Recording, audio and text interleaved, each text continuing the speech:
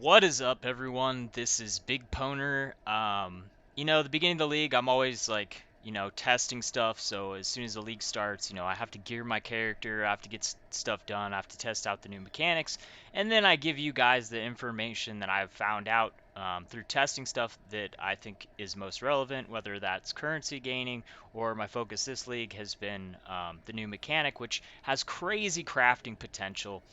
But I want to point out the stuff that most people have probably not figured out. I'm sure that there's some people that have figured this out because of some of the items that I've seen, but they might not know about something I'm going to show you guys. So, I have a dummy item basically. To give an example, I've crafted on life onto this. And imagine all of the other stats on this item are amazing, and I just really want life on it. Which is kind of like what I'm doing with something like this. My suffixes are really good, and I'm trying to wind up swapping out the physical modifiers. I'm trying to switch out to hit physical modifiers. So, I've got the tier 1 attack speed, tier 1 critical strike multiplier. So I'm using this technique. I've added on physical type modifiers, and the cold damage I can remove that with a technique kind of like this with one of the other mods. But anyways, this is just a garbage item. I'm just wasting this to show this to you guys. Um, so we have this one right here. Remove a non. Oh wait, no, wrong one. There we go. Remove a life modifier from an item and add a new life modifier to the item. I only have one life modifier on here, so this is guaranteeing that I'm going to have a permanent stat on this. It's a life modifier. So you're going to see that it's going to remove the crafted on crafty life, and it's going to give me a random life modifier. Bam! Just like that. Um, so why is this such a big deal? And now at this point, I could do this swap life modifier for life modifier. It's the only life modifier on there. Obviously, I got regen, which, most likely you're trying to hit like number to number life. But at this point, then you would be able to continue this process of remove a life modifier, add a life modifier until you hit that high tier number to number life, and then you'd be like, sweet, now my item is finished, or now I go to the next stat that I'm swapping in and out.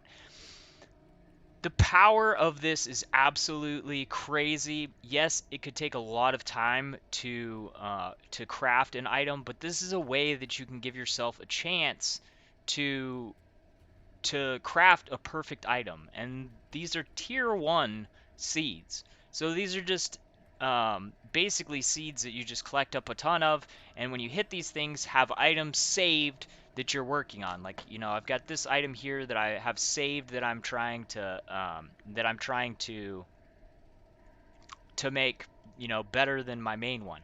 The main thing about this league is getting yourself good bases and then starting to build your items. And eventually you're going to wind up with basically perfect gear, depending on how much luck and how many tries you give it. Eventually your gear is just going to get better and better, and you can swap out, whatever your best piece is. That's really how this league should be played, and I hope that they don't wind up nerfing this down. It does still take a lot of luck, but the customization of this makes it really cool because, I know a lot of people are struggling with currency this league. I've been struggling with currency this league, and I can kill everything in the game. The currency's just not dropping, and the access early game to the mechanics that are really going to earn currency, like, getting into a lot of delirium farming and stuff like that. You need currency to get up there. You have to have the high completion to have higher chances for those. So what happens if you wind up in a place where you're stuck with your gear? This gives you the ability to slowly upgrade your gear even if you don't have currency to go out and buy items. As long as you can get yourself a base and you run maps, you collect seeds, and then you're able to beef up your items, which is really cool. I really like it. And I like the potential for crafting this stuff.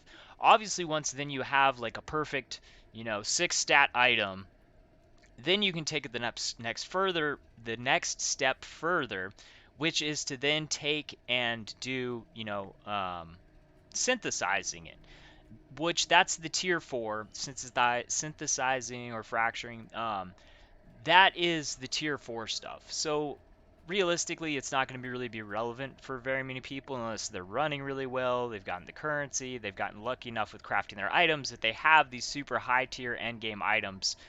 Then that's when you're going to want to, start fracturing, or I mean, I'm going to be synthesizing my items. But that's kind of like the finishing thing. So for now, I would focus on trying to beef up your gear. Obviously, like my build, I have unique pieces that I have to get for the build to run. Once I have those pieces, then I just need bases, and I don't have to have, some crazy amount of currency like, 20, 30, 40, 50, 60 exalts to buy like a near perfect piece of gear. I can craft it. So even if I'm struggling and have no currency, I can start working towards those perfect or close to perfect end game items, which I think is really cool. And you know what's so cool about it, and the way that I would suggest that you guys go about this is get an item that has a couple stats. Like if you can afford an item that has like 2 or 3 really good stats on it, and then you can either add stats, which you can add them the way that I just showed you, as long as it's something that you can isolate, which you can isolate attack speed modifiers, caster modifiers, fire, cold, lightning, which that makes it so that you can add triple resistance to any item, because you can craft the resistance on, have your prefixes full, and then you can turn that fire, cold, or lightning resistance into a natural rolled resistance.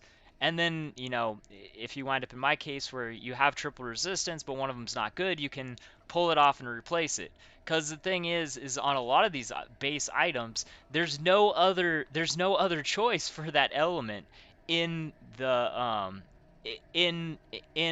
stat pool. So it guarantees that it's going to give you a roll at the resistance, which is really cool. I mean, it takes a lot of the value away from triple resistance items, except they're still going to have value, because to do this, it takes a lot of it. It does take a lot of time, and it's still luck based. So like high rolled triple resistance items with other good stats on them also are still going to be like a premium item. But this gives us a way that every player can work towards those really cool items, the really, really powerful items. And there's luck based on it. There's definitely luck based on it. I rolled um, a tier 8 cold resistance. That was the last time I rolled on this item. So I mean, it has still got luck to it, but at least it gives it like, at least it makes it so that every player has the ability to try for these like super OP items, and it makes it so that as long as you can collect seeds, you're gonna have the ability to work on these items. I really hope that this is kind of like a consistent thing that's gonna be in the game, that's gonna have a lot of accessibility to it moving on into the future, because they added the delirium, and the delirium is like this, super end game scaling, which I think is really cool. And this gives us like a ton of, well, and clusters last season give us like a lot more ability to make our builds more customized, which I think is cool. And this gives us the ability to really customize our items. So I hope this stays something that moving forward is going to be very accessible in the future.